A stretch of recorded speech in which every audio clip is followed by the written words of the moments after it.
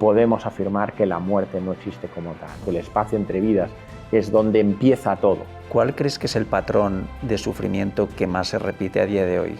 La expansión de la conciencia nos permite también explorar otros espacios-tiempo. Tenemos muchísimo material en el campo de las experiencias cercanas a la muerte. Como hay personas que una vez muertas, se certifica que están muertas, vuelven a la vida y relatan todo lo que ha sucedido en ese espacio, en ese intervalo en el que está la persona muerta. Han encontrado un túnel de luz en el cual se han adentrado, han podido ver su cuerpo muerto en el lugar en el que estaba. Muchos relataban que venían seres queridos, seres de luz, guías. La conciencia del alma continúa tras la muerte física. Has hecho hipnosis, que sigues haciéndola también.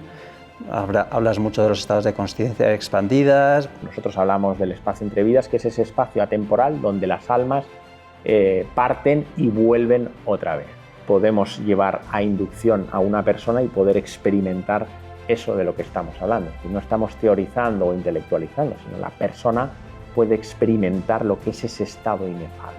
Esto requiere un acompañamiento serio, requiere que la persona esté preparada, que la persona tenga un cierto trabajo interior para poder guiar, para poder acompañar esos procesos. Las experiencias vividas en una vida, de alguna manera, se arrastran a sucesivas vidas, de forma que hay un propósito más allá de la propia vida. Para la conciencia que es atemporal, todo se da en el momento presente. Por ejemplo, en el yoga la respiración es el vehículo de entrada, la conexión entre lo físico y lo sutil. No olvidemos que la siguiente raza humana está llamada a vivir desde el alma. Pues Sergio, muchísimas gracias por venir a acompañarnos y por compartir tu sabiduría con nosotros y con toda nuestra audiencia en Televisión Consciente, en nuestro podcast. Y nada, deseando aprender cosas de ti. Te voy a hacer una pequeña introducción. Sergio Marina es doctor en Ciencias de la Educación y Filosofía. Ha hecho un montón de cosas en su trayectoria, por lo que yo he visto. Desde Ho'oponopono, has hecho hipnosis, que sigues haciéndola también. Hablas mucho de los estados de consciencia expandidas. Bueno, cuéntanos un poco cómo ha sido tu trayectoria y cómo has llegado hasta aquí. Bueno, en primer lugar, permíteme mostrar la gratitud y darte las gracias a ti y al canal por tener la oportunidad de estar aquí contigo y compartir con toda la audiencia. Pues mira, Álvaro, la vida te va llevando, ¿no? Te va llevando, siempre nos va colocando en cada momento aquello que corresponde vivir y ahí se van abriendo ventanas, ¿no? Se van abriendo ventanas y posibilidades. Es verdad que desde que hace ya unos años me interesé en el marco de los estados expandidos de conciencia, ¿no? Que es una herramienta, es una vía de la conciencia para de alguna manera ir más allá de lo que nuestros sentidos corporeo-mentales de alguna manera a través de nuestro pequeño yo encapsulado pues nos hacen vivir de una manera determinada. Entonces, pues empecé a explorar esa vía, a la vez que siempre he tenido mucho interés en conocer pues todas las principales vías de trabajo interior, llámense filosóficas o espirituales. Y bueno, he ido construyendo, pues como todo en la vida, a medida que vas expandiendo y desarrollando la conciencia, pues... ¿Y ahora tienes una consulta, haces terapia? Sí, desde hace 21 años. Ahora tengo particularmente junto con mi pareja dos centros de salud integrativa donde hacemos pues lo que entendemos que puede sumar en la vida de las personas desde un enfoque global, holístico. Trabajamos desde el ámbito de la respiración, que es uno de mis fuertes, sobre el análisis de la conciencia y la hipnosis expansiva.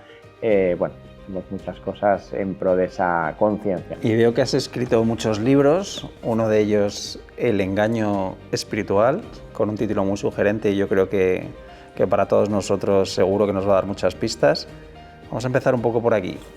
¿Qué es el engaño espiritual cuando el ego se disfraza de falsa espiritualidad? Yo creo que esto es algo que nos pasa a todos y más a los que estamos en el mundo de desarrollo personal, ¿verdad? Así es, Álvaro. Pues mira, este libro, que en coautoría con Nacho Blasco lo hemos escrito, yo llevaba tiempo, ¿no?, en mi propio proceso, porque siempre digo que cuando escribo para mí en primera instancia, ¿no?, de qué manera yo puedo sanar todo mi contenido interno y, por supuesto, en la medida que pueda, pues sumar en la vida de los demás, eso por descontado.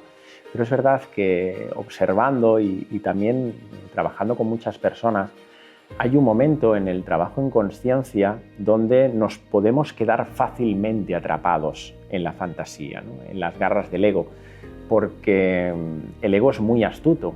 El ego, bueno, es una identidad que hemos construido, no la vamos a erradicar ni a eliminar, lo que sí podemos hacer con ella es madurarla, integrarla, unificarla, pero el ego tiene sus estrategias para seguir manteniendo el control sobre nosotros, sobre nuestra vida. Y cuando nosotros iniciamos el camino espiritual, el camino en conciencia, nuestro pequeño yo percibe muy claramente este movimiento.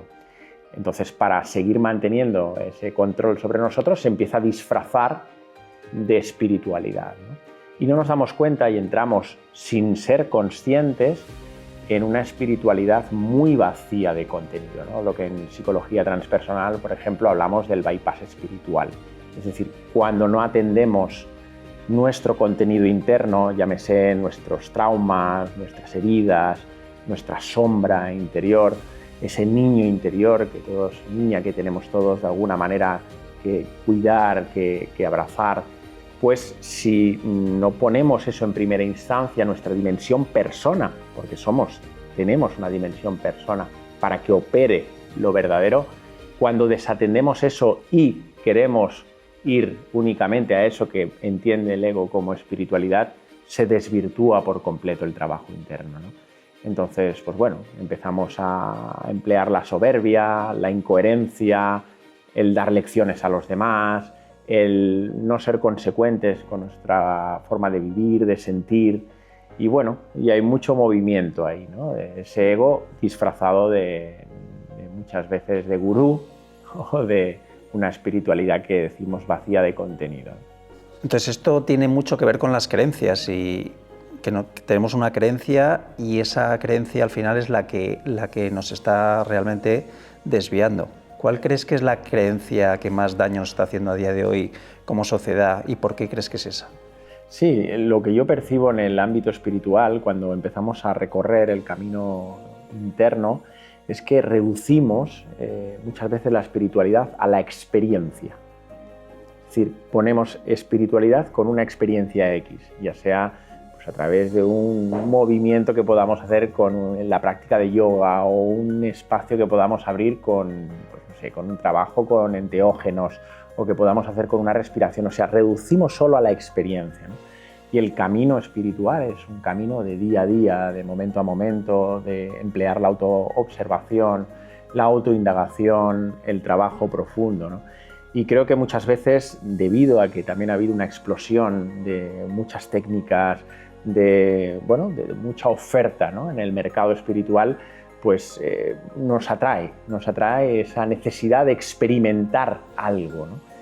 Y a veces ese algo pues, nos deja con ese sabor de querer volver a experimentarlo, ¿no? Y olvidarnos de una dimensión persona que es importante, ¿no? Entonces, la espiritualidad de verdad, la espiritualidad que nos han enseñado los grandes maestros, los grandes sabios, es una espiritualidad enraizada, es una espiritualidad encarnada, es decir, que cuida la dimensión persona para que pueda operar lo verdadero a través de eso, ¿no? Entonces no podemos olvidarnos de que tenemos un yo físico, mental y emocional y que a través de eso tenemos que vivir desde esa dimensión más verdadera de lo que realmente somos, sin lugar a dudas. Y para empezar por un tema así práctico para la gente que está empezando en su camino de desarrollo personal, ¿por dónde les dirías que empezasen? ¿Cuál sería, digamos, la primera técnica, la primera reflexión, los primeros pasos del camino? ¿Cuáles desde tu experiencia crees que deberían ser para esas personas? La primera parte, el primer paso para mí, sin lugar a dudas, es proponer a la persona un trabajo de autoindagación. Es decir, cuando la persona toma conciencia, es ahí donde se abre el espectro. Es decir, ahí tenemos el gran avance de la expansión de la conciencia, el darse cuenta. Es la herramienta más poderosa que tiene y que puede tener un ser humano. Es decir, el darse cuenta de que en un momento dado puedo sentir lo que sea, lo que corresponda, una emoción, un sentimiento, incluso con la autoindagación, la autoobservación de lo que estoy sintiendo, puedo llegar a observar el pensamiento. Y en ese cultivo del día a día de mirarme, de mirar hacia adentro, ya empieza el camino a luego pues ir cultivando pues una buena y óptima gestión emocional, una adaptación correcta a nuestro mundo interno a la hora de accionar en la vida, a la hora de emplear los mecanismos internos para fluir, para adaptarse, bueno, para soltar un poco el control, ¿verdad? Que tanto nos cuesta porque vivimos en un marco de mucha exigencia, de mucha prisa, adictos al reloj, cortisolizados, adrenalínicos, y eso nos hace que nuestra mente con nuestro ego esté muy externalizado, ¿no? Está muy hacia afuera. Y aquí lo que se trata es de volver, centripetar la conciencia hacia uno mismo, ¿no? A ver qué pasa, qué sucede, con qué me conecta en cada momento, desde dónde y desde qué lugar estoy accionando en mi vida, si desde un lugar más sereno y ecuánime o quizás desde la impulsividad y la reactividad. Y eso únicamente se puede hacer desde la presencia, desde la autoobservación y desde estar muy anclados, ¿no? al momento presente y a lo que la vida nos va trayendo, ¿no? Esa mirada interna es fundamental, el primer paso, sin duda. Y en tu carrera te has enfocado mucho en los estados ampliados de conciencia, que entiendo que se pueden llegar a ellos de múltiples formas. Entiendo que un camino pues, son los enteógenos, otros caminos pueden ser la respiración, el movimiento, el yoga. Hay muchos caminos. Me gustaría que desde tu experiencia nos dijeses, primero, cómo se diferencian esos estados ampliados de consciencia y cómo has llegado tú a experimentar con ellos. ¿Qué nos puedes decir de todo ese camino y esa progresión personal que has tenido en estados expandidos de conciencia y por qué nos ayudan? ¿Por qué crees que cuando estamos en ese estadio hay una evolución distinta o un salto mayor? ¿Qué es lo que sucede ahí? Pues fíjate, Álvaro, la expansión de la conciencia es un estado natural del ser humano y eso yo creo que es el punto de partida más claro. Es decir, no expandimos la conciencia porque tengamos que a lo mejor hacer algo o tenemos que utilizar un medio para expandirla. La expansión de la conciencia es algo intrínseco al ser humano. Es más, expandimos conciencia a lo largo del día muchísimas veces. Por ejemplo, cuando tocamos una emoción. Cuando conectamos con una emoción y un sentimiento, estamos expandidos. ¿Y qué significa estar expandidos? Pues que tenemos la capacidad de estar presentes en el aquí y en el ahora, pero la expansión de la conciencia nos permite también explorar otros espacios-tiempo, lo que entendemos como otros lugares y otros momentos.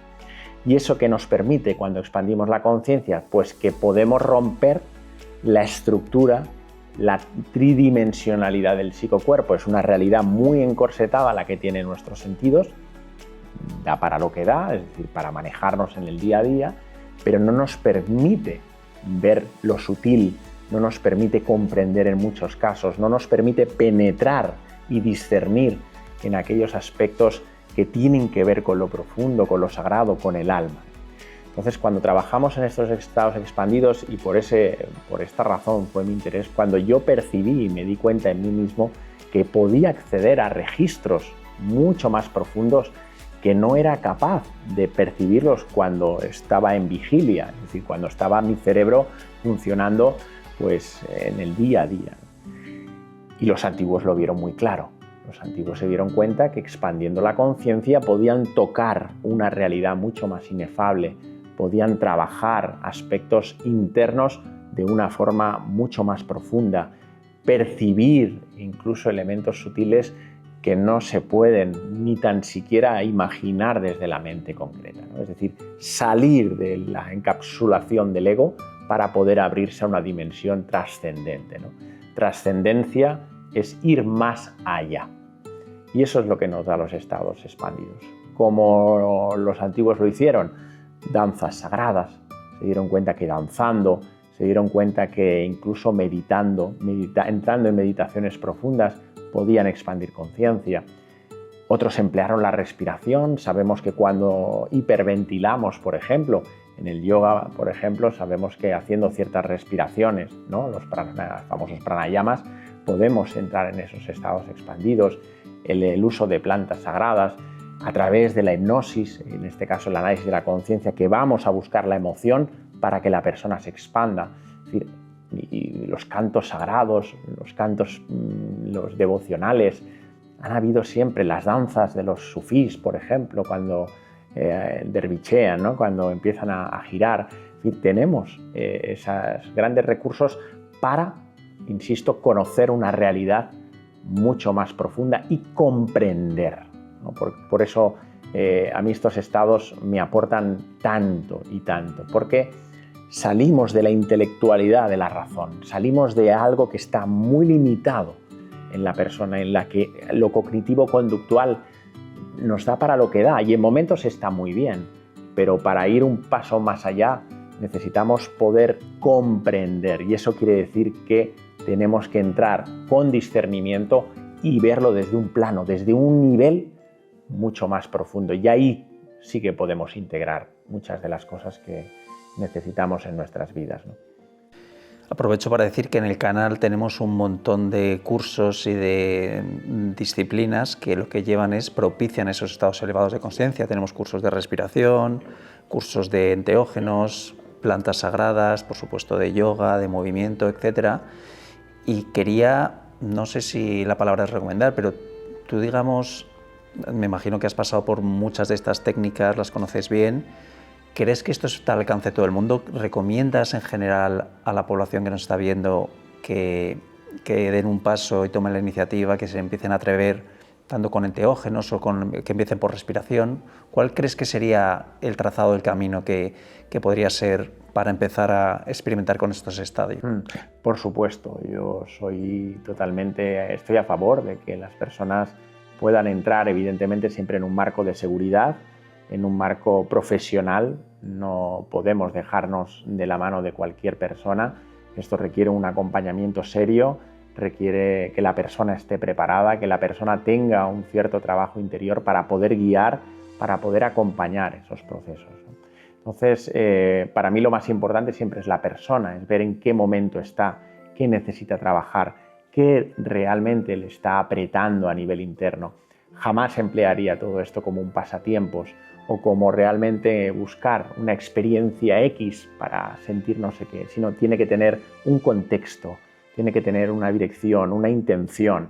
Para mí, y así lo trato de vivir y lo trato de aplicar con las personas, vivirlo como un rito de paso, vivirlo como un rito iniciático, es decir, donde pueda haber una muerte en vida, una transformación profunda de la persona, pero hay que cuidar el contexto. No solo es la experiencia y ya está, sino que hay que cuidar mucho el contexto, trabajar con la dirección adecuada con la persona y saber cuáles son los objetivos que se persiguen a través de esas prácticas, ¿no? Porque después de 20 años de experiencia clínica, me imagino que te habrás encontrado con un montón de patrones, pero ¿cuál crees que es el patrón de sufrimiento que más se repite a día de hoy? ¿Vale? Y entender para ese patrón, que lo tendrás seguramente bastante identificado, los 2 o 3 patrones más reiterados, ¿cuál sería ese camino de ir avanzando? Yo tengo identificado algunos muy claros. Por un lado, los traumas. Es decir, el trauma es sin duda el factor estrella, ¿no? Hay personas por su tipo de encarnación han somatizado muchísimo trauma. Y ese proceso traumático, poco a poco hay que ir desenquistándolo para ir liberando energía, porque no olvidemos que el trauma encapsula a la persona a nivel interno y por supuesto a nivel psíquico y energético, es decir, la persona conecta con un tipo de emociones, tiene una energía muy comprimida allí en esos espacios internos donde está atrapada, y eso le imposibilita vivir de una forma adecuada, ¿no? Sin duda el trauma es asociado a ese sufrimiento del que hablabas, es uno de los, te diría, del día a día, ¿no? Por otro lado, también el duelo, sin duda, ¿no? Las personas que están en duelo, evidentemente todos los duelos son diferentes y no hay duelos ni mejores ni peores ni más intensos, porque ha trascendido a veces un hijo, que para mí es la experiencia más grande y que puede vivir un ser humano, pero para otra persona la pérdida de una mascota también es un duelo muy fuerte y lo tiene que transitar. Entonces, bueno, pues tanto duelo como trauma, incluso ansiedad, depresión, que son rasgos muy comunes en esta sociedad actual, pues son aspectos que, bueno, pues que pueden ayudar mucho en estos trabajos, ¿no? A resignificar y a darle pues una catarsis a esa persona.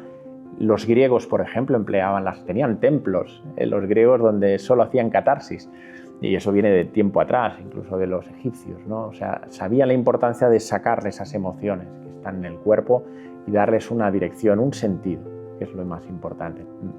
Y cambiando un poco de tema y en otra, digamos, en otra especialidad de las que normalmente, de las que divulgas y de la que sé que haces terapia, te has especializado, etcétera, es sobre digamos, los momentos y los registros que se quedan en el alma, en el éter, o como lo quieras llamar, en el ACAS, con el paso del tiempo, porque digamos partís, o lo que he visto también de Nacho, tu compañero, y tú mismo, partís de un concepto como muy cercano al hinduismo, donde el alma, digamos, llega al cuerpo, sale del cuerpo durante la muerte. También hablas de las experiencias cercanas a la muerte, cuando se ha muerto efectivamente y luego pues se vuelve a encarnar de nuevo el alma en el cuerpo. Partís de un paradigma muy cercano al hinduismo, que también en algunos puntos del cristianismo se habla de cosas parecidas, pero es claramente más de orientación hinduista. Y veo que la ciencia está pasando, digamos, a reconocer cada vez de forma más explícita parte de todo este paradigma. Así es. Que en el fondo consiste en somos mucho más que cuerpo y materia, somos, por supuesto, energía, pero también somos alma, y ese alma se está demostrando cada vez de forma más clara que reside ahora con nosotros, pero que es universal y que, digamos, nunca desaparece. ¿Podrías explicarnos un poco, bajo vuestra perspectiva, cómo es todo ese proceso de encarnación del alma? Bueno, en la medida de lo posible, pues, resumirlo, condensarlo, para que entiendan por dónde está yendo ahora, digamos, la ciencia y todo este nuevo paradigma de consciencia en lo relativo a la encarnación, y qué es lo que sucede, pues eso, en el útero materno, en ese momento de la concepción. Cuéntanos un poco todo eso, que nos parece súper interesante. Vale, si quieres retomo por la parte científica y luego hablamos ya para la parte práctica, ¿no? Hace prácticamente más de 30 años se ha abierto un campo de estudio a nivel científico muy interesante. Se empezó con la famosa aquella obra de Raymond Moody, Vida más allá de la muerte, ¿no? Donde él expone en su campo clínico cómo hay personas que, una vez muertas, y se certifica que están muertas con encefalogramas planos, es decir, sin actividad cerebral, muertas clínicamente, vuelven a la vida y relatan todo lo que ha sucedido en ese espacio, en ese intervalo en el que está la persona muerta. Relatan que han encontrado un túnel de luz en el cual se han adentrado, han podido ver su cuerpo muerto en el lugar en el que estaba. Muchos relataban que venían seres queridos, seres de luz, guías, y que evidentemente pues certificaban que la muerte no existía, porque la conciencia, en este caso no local, la conciencia neurológica nada tiene que ver con la conciencia no local, nosotros hablamos de conciencia o de alma, es lo mismo, pues seguía adelante en el camino, ¿no?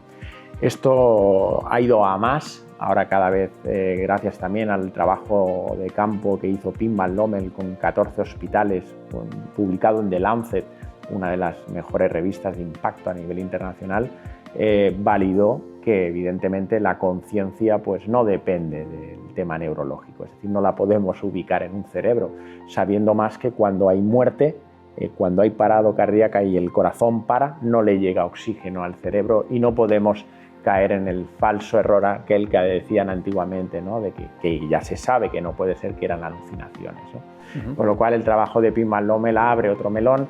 Bruce Grayson, un doctor americano, nos ha dado una cartografía perfecta en este campo. Tenemos el trabajo de la doctora Luján Comas con el CLOVI, un trabajo científico ahora de más de 14 hospitales. O sea, tenemos muchísimo material en el campo de las experiencias cercanas a la muerte, que podemos afirmar que la muerte no existe como tal, ¿no? Y luego hay otros campos como las experiencias en el lecho de muerte, experiencias compartidas que se ven los trabajos científicos de reencarnación de Ian Stevenson con niños, más de 3.000 casos. Es decir, que tenemos mucho material científico, se sigue estudiando, se sigue trabajando el afirmar que la conciencia no local, la conciencia del alma, continúa tras la muerte física. ¿Qué es lo que nosotros estamos trabajando a nivel de campo incluso y queremos publicar un estudio multicéntrico de todo lo que estamos viendo? Es que el alma no muere, la conciencia es eterna, ¿no? Es decir, cuando en el plano atemporal, lo que nosotros hablamos del espacio entre vidas, que es donde empieza todo, ¿sí? Los orientales le ponen, los católicos, los cristianos hablan del cielo, otros hablan del Devachan en términos teosóficos, nosotros hablamos del espacio entre vidas, que es ese espacio atemporal donde las almas parten y vuelven otra vez, ¿no? Y de hecho eso es experimental, es decir, nosotros podemos llevar a inducción a una persona y poder experimentar eso de lo que estamos hablando, es decir, no estamos teorizando o intelectualizando, sino la persona puede experimentar lo que es ese estado inefable, ¿no? El contacto con sus seres queridos trascendidos, el contacto con los guías, el contacto con el grupo primario de almas. Es decir, el espacio entre vidas es un espacio de vida, un espacio de muchísima riqueza álmica. Y es allí donde nosotros, junto con nuestros guías, con las almas primarias, también hay almas secundarias, que son grupos de almas que encarnan sucesivamente con nosotros, para poder vivir las experiencias que nos hemos marcado y que necesitamos como almas. Y es allí donde planificamos las encarnaciones. Es allí que con nuestros guías, con nuestros maestros, determinamos cuál va a ser la encarnación que vamos a emplear, qué tipo de cuerpo vamos a elegir, qué ciudad y dónde necesitamos para vivir las experiencias. Toda la planificación prenatal la planificamos en ese espacio entre vidas.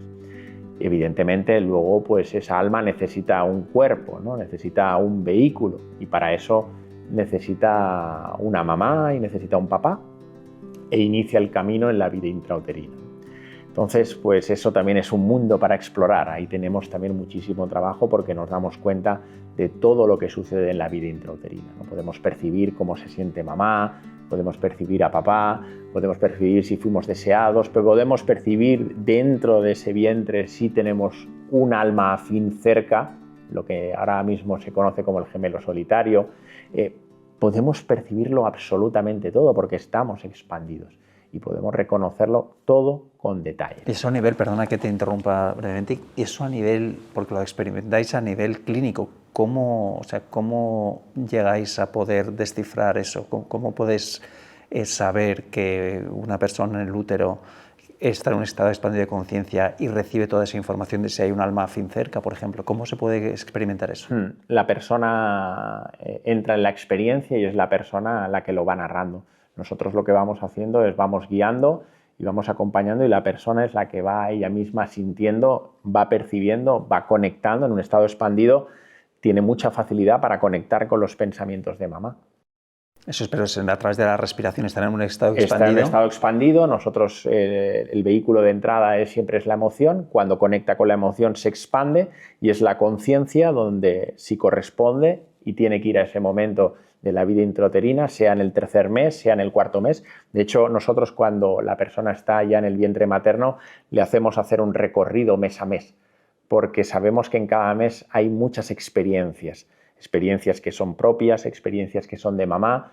De hecho, uno de los aspectos que ahora estoy investigando mucho, porque lo observo mucho en consulta, gran parte de los procesos de ansiedad que viven las personas no son propios, son adquiridos. Y eso lo ven en ese estado intrauterino. Cuando la persona está allí en el claustro materno, yo les marco que vayan, por ejemplo, al momento más duro, al momento más terrible de ese viaje intrauterino y en ese momento pueden estar sintiendo perfectamente la ansiedad de mamá y le preguntas, ¿esta ansiedad que te ha acompañado hasta el día de hoy, de quién es? es tuya o es una ansiedad que has adquirido de mamá. Eso se dice también a nivel médico en los propios marcadores bioquímicos de la madre que le llegan evidentemente al feto. Todo. Y está demostradísimo también, ¿no? Y en el parto. A mí me han relatado hasta quién pone las manos por primera vez, si está papá el día que nacen, si no está, quién recoge primero el bebé, o sea, todo a un nivel de detalle que es asombroso. Pero es posible, claro que sí, porque estamos hablando de que están expandidos y la conciencia puede estar en muchos tiempos y en muchos momentos a la vez. Pero volviendo a la consciencia, digamos que la consciencia reside, está en todas las partes, digamos, hablo de vuestra forma de entender todo esto, y en el momento del nacimiento, digamos, se encarna en el cuerpo. Y es gradual. Gradualmente va encarnando en el cuerpo. Entiendo que esto es muy parecido a lo que se dice en el Bardo Todol también y en otras tradiciones, pero bueno.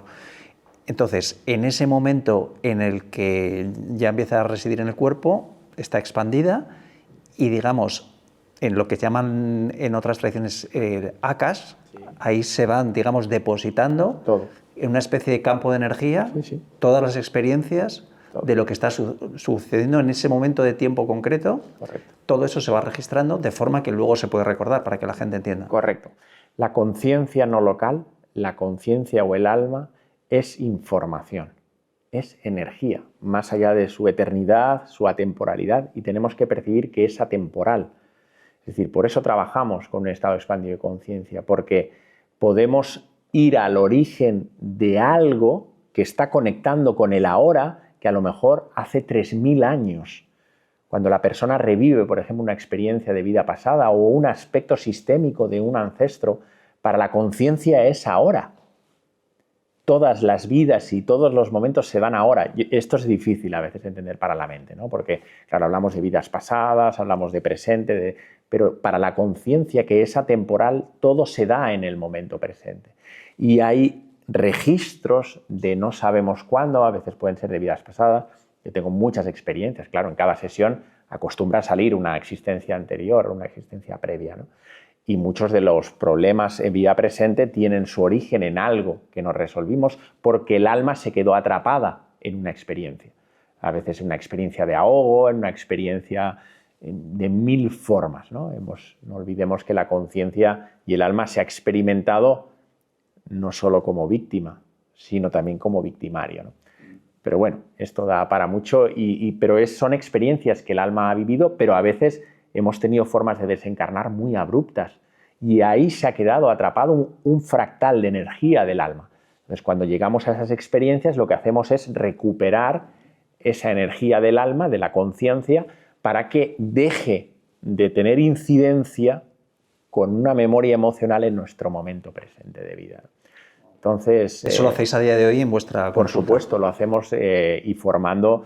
Es una cuenta que estamos formando a sanitarios, formamos a médicos, psicólogos, a personas de todo tipo que tienen interés en transformarse, ¿no? Y personas con duelo, que esto para nosotros es lo que más, te diría que a mí particularmente me llena el corazón, para quitar sufrimiento a la persona, para que pueda comprender el para qué, ¿no? De eso que es a veces tan doloroso, ¿no? Y eso tiene un sentido también. Entonces, desde esta concepción del alma y la vida, tiene mucho sentido la rueda del samsara que se dice en el hinduismo, donde realmente los hechos y, digamos, las experiencias vividas en una vida, de alguna manera, se arrastran a sucesivas vidas.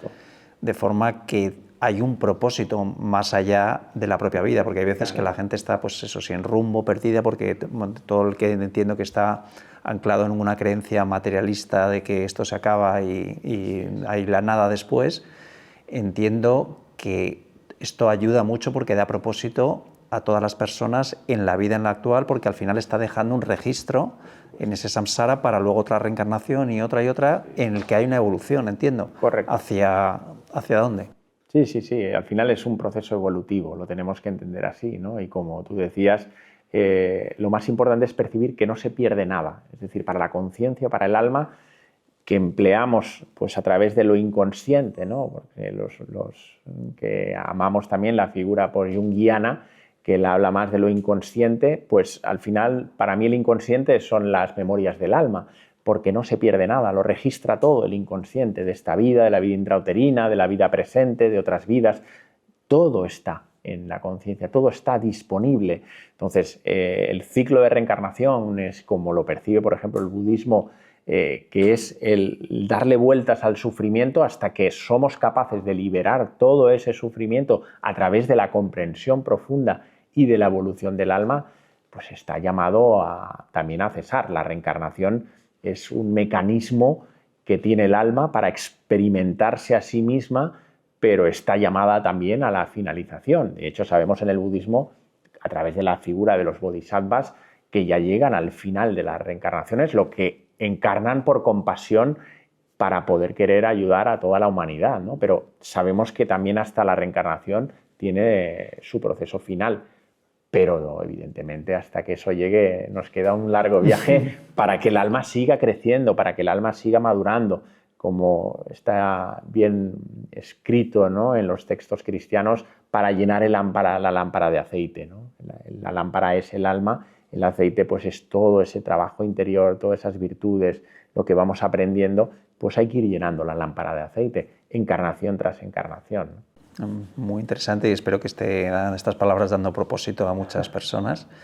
Y has mencionado también el inconsciente, porque entiendo que bajo este paradigma, por supuesto, has hablado del consciente, que digamos que estaba en una capa más superficial, del subconsciente, y luego está el inconsciente, y luego está la parte más etérea, que entiendo que son memorias de más difícil acceso, pero que está ahí también, hay como distintos planos. Entiendo que también has mencionado a Jung y el proceso de la sombra, tal y como lo concebió Jung. ¿En qué parte estaría? ¿Cómo jugarían todos estos planos en la concepción de, digamos, de la consciencia en distintas capas? Correcto. Para nosotros el inconsciente lo gobierna absolutamente todo. De hecho, a nivel científico ya sabemos que más del 95% de nuestros procesos internos todos son inconscientes. Es decir, aunque creamos que somos conscientes de algo, cada vez somos conscientes de poca cosa, ¿no? Son más de 60.000 pensamientos al día, pues imagínate, el 95% no sabemos ni qué tipo de pensamientos tenemos, ¿no? El inconsciente dirige no solo nuestras acciones, nuestros sentimientos, nuestras emociones, dirige también muchas de las funciones biológicas de nuestro cuerpo, llámese la función del corazón, por poner un ejemplo, nuestros procesos respiratorios, que también pueden ser conscientes, por supuesto. Es decir, allí en el inconsciente tenemos absolutamente toda la información, no solo de nuestra vida, de todos los registros de nuestra vida presente, sino de nuestra vida intrauterina, de nuestro ámbito sistémico y transgeneracional, de nuestras vidas pasadas.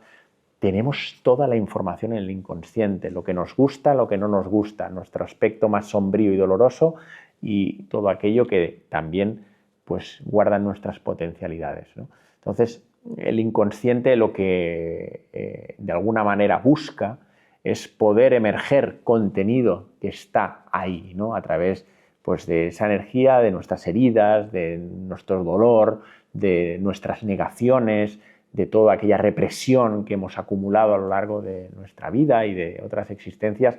Ese contenido busca sacarlo a la superficie. ¿Qué es lo que pasa?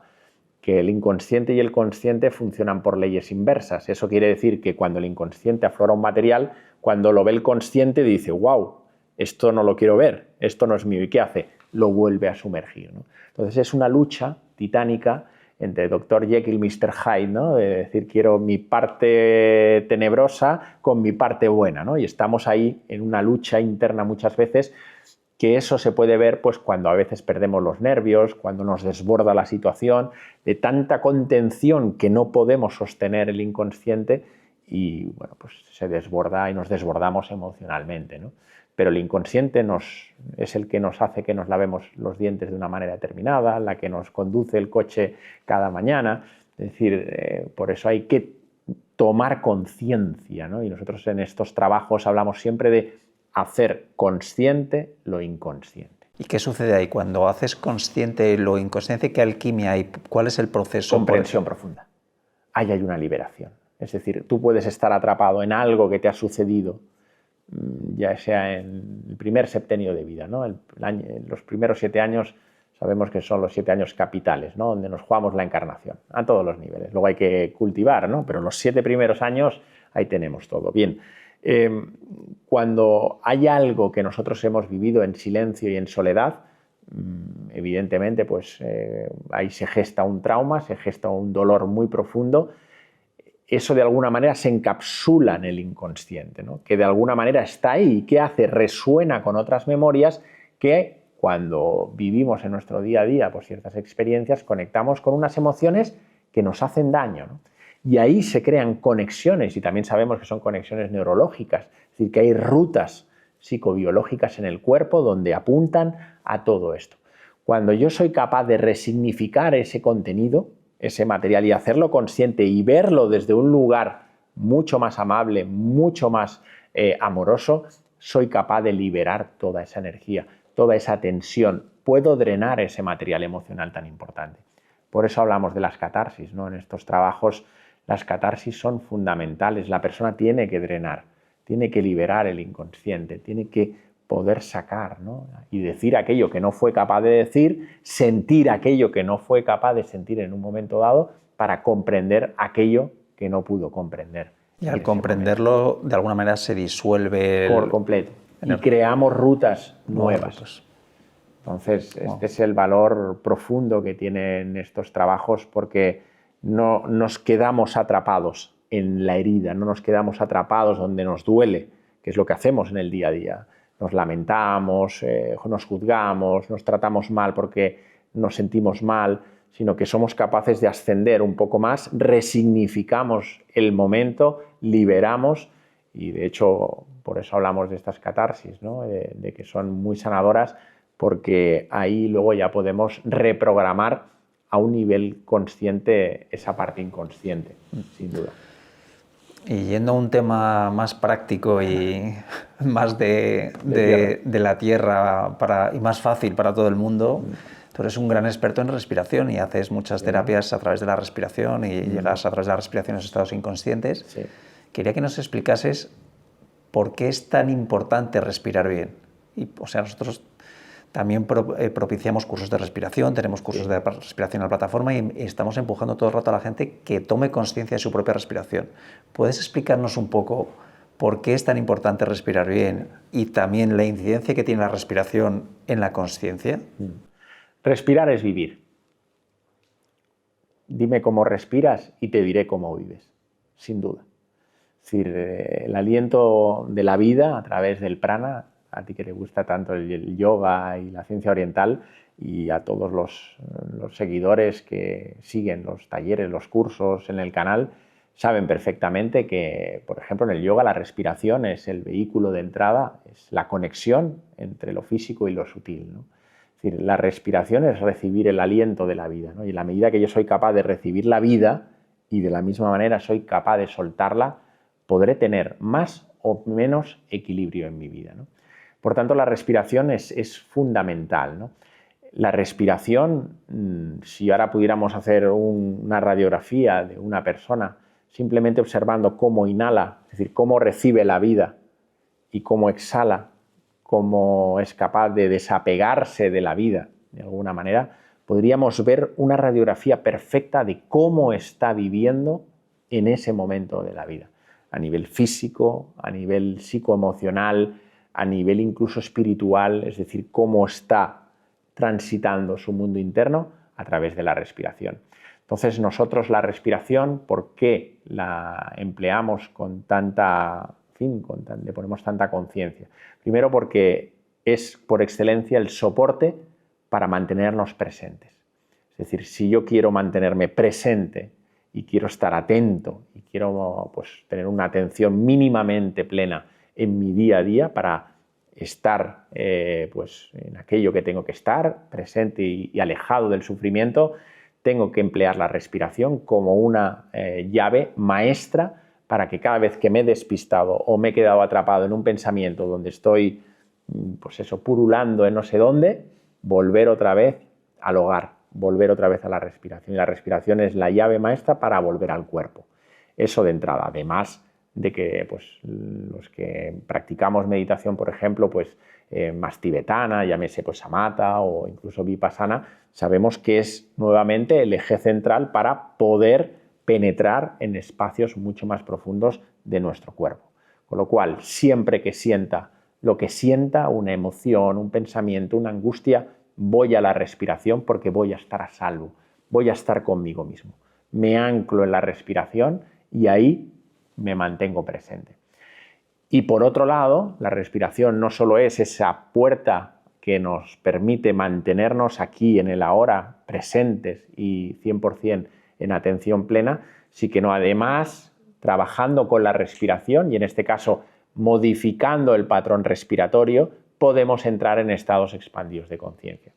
Por eso empleamos la hiperventilación. Esto sí que tiene que ser guiado, tiene que ser con un profesional que acompañe bien estos trabajos, porque cuando hiperventilamos hay un momento que se produce una reacción muy curiosa a nivel fisiológica, también a nivel neuronal, bajan las ondas cerebrales, a pesar de que daría la sensación de que como estamos muy agitados estaríamos muy activos, pero cambia el proceso, es al revés. Entramos casi en estados meditativos muy profundos y ahí el inconsciente se abre de par en par. Cuando trabajamos ya con estados de hiperventilación y al abrirse el inconsciente, la persona, mientras va hiperventilando, puede acceder a registros biográficos, es decir, aspectos de su vida presente que tenga que resolver, aspectos de vida intrauterina, aspectos de su linaje sistémico, de otras existencias e incluso tener una experiencia inefable con ese contacto con su dimensión más trascendente, ¿no? Y eso nos lo da el trabajo de la respiración catártica, la hiperventilación bien hecha y, por supuesto, bien dirigida, con sus tiempos, sus procesos.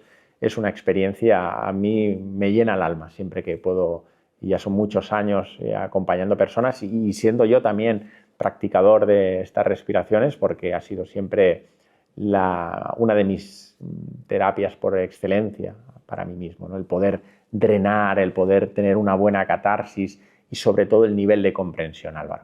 El nivel de comprensión que tienen estas experiencias de ver desde un ángulo muy distinto al que te ofrece lo racional, lo cognitivo, sino verlo desidentificado desde un lugar y un plano mucho más profundo, ahí sí que tiene lugar esa integración de aquello que necesitemos resolver o que necesitemos ver desde un ángulo distinto al que habitualmente somos capaces de hacerlo, ¿no? Con lo cual, invitar a las personas que respiren, que se conecten con la respiración, que cuando estén asediados por un pensamiento nocivo, por una emoción que desborda, cierra los ojos, atención plena en las fosas nasales y conecto con la respiración, ¿no?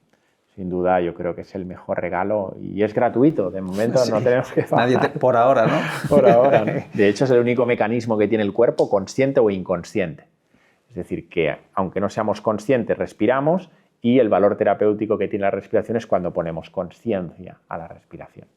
No hay otro movimiento en el cuerpo que sea capaz de hacer esto. Vamos a volver un poco a lo práctico, si te parece, para las personas que nos están viendo y que están iniciándose. ¿Qué pasos concretos le darías a gente que se está acercando al desarrollo personal y dice, bueno, quiero transformarte, mi vida empieza a no tener mucho sentido, ven que hay una pérdida de rumbo? ¿Qué pasos prácticos le darías a esas personas para que vayan entrando en el camino de desarrollo personal? A mí me gusta mucho, Álvaro, trabajar desde la base, ¿no? Para precisamente construir bien los cimientos. Cuando una persona está empezando en este campo, el campo es muy extenso. Hay muchas posibilidades, ¿no? Entonces, a veces desatendemos lo primario y para mí lo primario es saber que una persona tiene un cuerpo físico, que en la medida que yo soy capaz de conocer mi cuerpo, de ponerlo al servicio del alma, de saber de qué manera puedo yo tener un cuerpo lo más sutil posible, lo más alcalino, un cuerpo que nos invite a que no hayan distorsiones a nivel mental y emocional, nos va a ayudar mucho. Entonces, para mí, uno de los recursos fundamentales es empezar a trabajar con el cuerpo, ¿no? Es decir, a darle una alimentación en la medida que se pueda lo más sutil, lo más consciente, lo más ordenada, lo más equilibrada, lo más antiinflamatoria posible, porque eso va a contribuir a que nuestro ámbito energético nuestro ámbito mental y emocional también vayan de la mano. Es decir, darle ejercicio aeróbico a ese cuerpo, ejercicios de fuerza, trabajar, por ejemplo, con las asanas en yoga o espacios donde podamos conectar el cuerpo con movimientos lentos, pero el cuerpo hay que cuidarlo.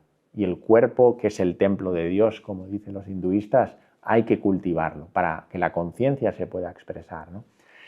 Respecto al ámbito energético, pues podemos hacer muchas cosas, ¿no? Trabajar pues, en la medida que podamos en espacios naturales, salir a la naturaleza, poder captar la energía vital a través del sol, descalzarnos, abrazar árboles, todo lo que podamos para cultivar nuestro cuerpo energético, que por desgracia está muy dañado, ¿no? Fruto del ritmo tan trepidante en el que andamos, tanta contaminación, polución a todos los niveles.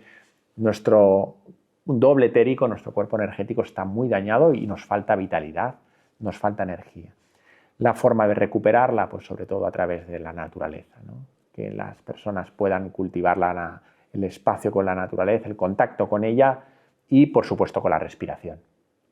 La respiración tiene que estar muy presente siempre a lo largo del día, pues hacer ciclos de respiración, inhalar y exhalar con los ojos cerrados para ir subiendo la vitalidad, ¿no? Necesitamos tener vitalidad a lo largo del día.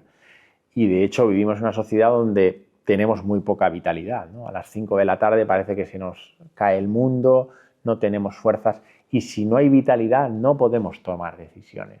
Si no tenemos energía no podremos generar un cambio, no podremos generar transformación. Por tanto, el ámbito energético hay que cuidarlo, sin lugar a dudas, saberse, pues bueno, de alguna manera proteger con el cuerpo, la energía, bueno, ser cuidadoso con nuestra energía.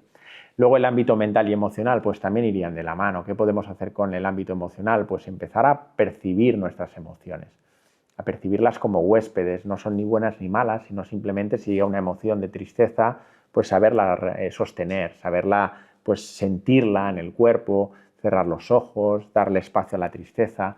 Eso sería una gestión emocional mínimamente, pero nos va a ayudar muchísimo a empezar a saber cómo tenemos que colocar cada emoción, cada sentimiento, a parar cuando estemos desbordados. Y por supuesto, pues con el ámbito mental, pues tenemos mucho que hacer, las prácticas de silencio, pues que haya un poquito de silencio al empezar el día, que nos podamos sentar, aquietar, que a lo largo del día pues estemos lo más presentes, enfocados, ¿no? Con la atención pues mínimamente en esas acciones que estamos haciendo. Bueno, pues cultivar a través, en fin, en el canal hay muchos recursos que las personas pueden hacer, que cultiven lo trascendente, que cultiven el arte, que cultiven lo abstracto, la música, lo sensible, la poesía, la lectura. O sea, todo eso nos va a ayudar a potenciar el ámbito abstracto, el ámbito de la mente superior, como dicen los antiguos, ¿no? Entonces son pequeños recursos que nos van a ayudar muchísimo a luego poder seguir y profundizar en otros aspectos que seguramente pues llegarán tarde o temprano y que requerirán mucha más energía por nuestra parte, ¿no? Así que el desarrollo personal funciona, ¿no?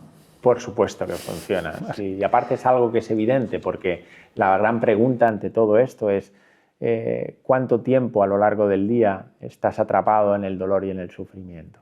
Es decir, esa es la pregunta más clara, no hace falta tampoco hacer muchas más cosas, sino decir, ser uno honesto con uno mismo y ver si en su día está transitando más espacios donde el dolor y el sufrimiento está más instalado o hay momentos donde está más anclado pues, a la quietud, al sosiego y a la paz interior.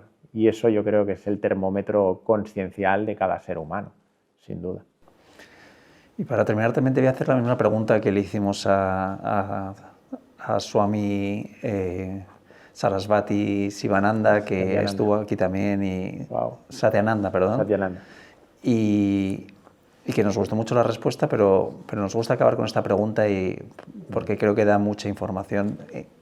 ¿En qué punto ves el mundo ahora? ¿Qué estamos viviendo? Porque vemos que todo el mundo está como perplejo de acontecimientos sociales, de como una gran convulsión energética. ¿Qué percibes tú? ¿Dónde estamos? Para mí estamos en un momento de confianza extremo, es decir, donde las almas ahora mismo, después de esta distopía clara que estamos viviendo, por supuesto, es las almas que realmente confían en su trabajo, en su evolución, son las que van a seguir adelante en su proceso, que no miran hacia atrás, que tienen el discernimiento muy claro de cuál es el camino y el propósito del alma, que es seguir creciendo, madurando y evolucionando.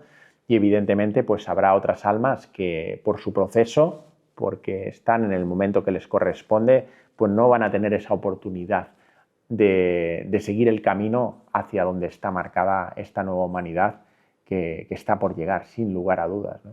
Es decir, son momentos muy desafiantes para el alma, por eso estamos en un momento álmicamente que hay tantas almas encarnadas a la vez, no había pasado nunca, es decir, es un momento cumbre para muchas almas, algunas, como digo, van a seguir adelante el camino y otras pues se van a quedar de alguna manera todavía experimentando pues el proceso para poder vivir ya desde otro lugar mucho más profundo. No olvidemos que la siguiente raza humana está llamada a vivir desde el alma, porque esta raza actual, la quinta raza, concretamente la humana en la que estamos ahora, tiene como propósito desarrollar mente abstracta, tiene que desarrollar ya el nivel más alto de la mente en todos sus niveles, pero ya si pasamos al siguiente registro, vamos a vivir desde un lugar inefable, desde un lugar que es el que verdaderamente somos, como almas. Entonces, para llegar allí tenemos que haber transitado con mucha confianza y discernimiento, ¿no? Es esa prueba de fuego, ¿no?, que está en todas las tradiciones espirituales y que, bueno, pues ese corte, ese famoso corte, ¿no?, del que también hablaba Cristo Jesús, pues sin duda llegará. Así es.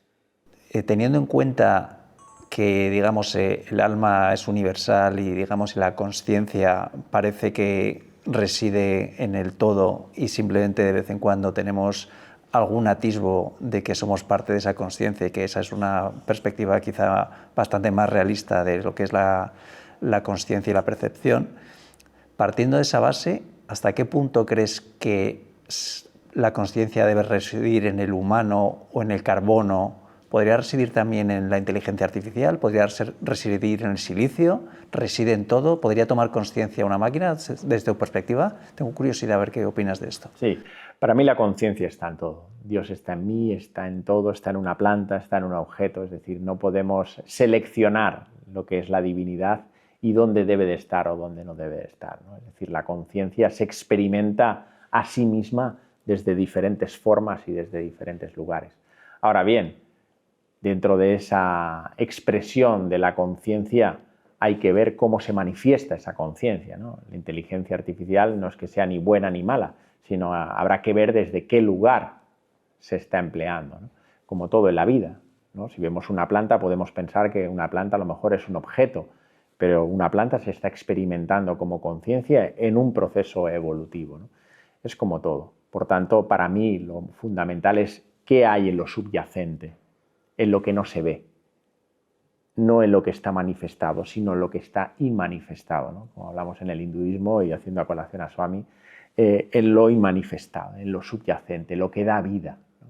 Y lo que da vida es conciencia y lo otro pues es la forma que se emplea, ¿no? Con lo cual, si somos capaces de verlo desde ese ángulo, que al final es lo que da vida a todo lo manifestado, seremos capaces de trascender y por supuesto, expandir todo lo que la vida nos proponga, ¿no? Sin lugar a dudas. Entonces, en otras palabras, la inteligencia artificial tendrá la consciencia y la energía que nosotros queramos darlo. De la conciencia de la persona que quiere impregnar esa dimensión, ¿no? Con lo cual siempre va a partir de eso, absolutamente como todo, en la política, en cualquier acto de la vida, ¿no? Lo que da impulso es la conciencia, quién está detrás de ese movimiento. Entonces, pues si hay seres conscientes, que estoy seguro que los va a haber y son capaces desde ese nivel de conciencia poder, ¿no?, dirigir esos procesos, pues nos podremos sorprender seguramente en muchas cosas, ¿no? Eso creo yo también. Y evidentemente en el otro extremo pues también habrán cosas que nos echaremos las manos en la cabeza, pero al final todo lo rige la conciencia y sus niveles de conciencia, porque la conciencia tiene también niveles y tiene diferentes formas de expresión, ¿no? Sin duda. Pues Sergio, Marina, muchísimas gracias por todo ese conocimiento que nos has regalado y hasta la próxima. Gracias a ti, Álvaro, y a todos los miembros de la comunidad. Un abrazote grande. Vienes de la muerte y vas a la muerte. Te ofrecemos un curso de 10 capítulos donde aprenderás cómo afrontar la muerte, con la ayuda de los conocimientos de los maestros budistas y los cuidados paliativos actuales. Y 2 documentales, con Rafael Álvarez el Brujo, donde viajaremos a través de la introspección y exploración para cuestionarnos nuestras creencias sobre la muerte. Desafía las percepciones convencionales con televisión consciente. Prueba 7 días gratis.